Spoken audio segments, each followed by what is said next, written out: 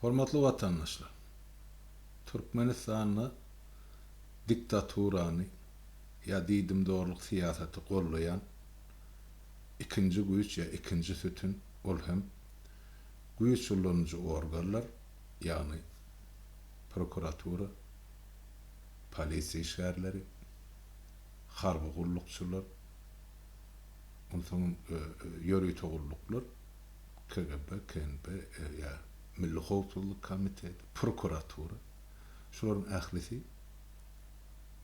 diňe, diktatura ya bir adama hyzmat etmek üçin hereket edýän guramlar.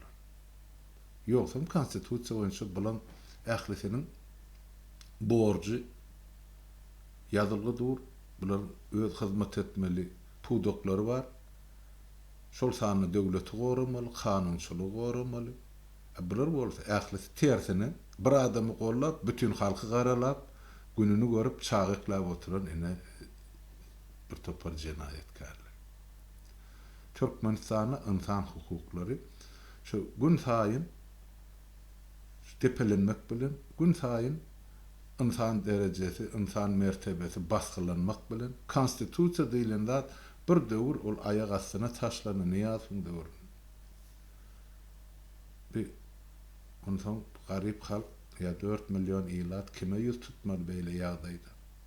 Ýurdun içinde adalet ýok. Padşa diýeniň bir kanun kürseýelä oturan adam. Ol hökümet diýeniň diňe ählisi paraxör gapsyndan barsaň diňe elini serip duran adam. Onsoň ol garyp halk näme etmeli ya kime ýüz tutmaly. Onsoň ol adamlarda kanun işlemese, adalet bolmasa diňe Hudaýa sığınmak galip. Başga kimden olar haray tapsyn ya haray gözlesin. Ýene de üçüncü sütün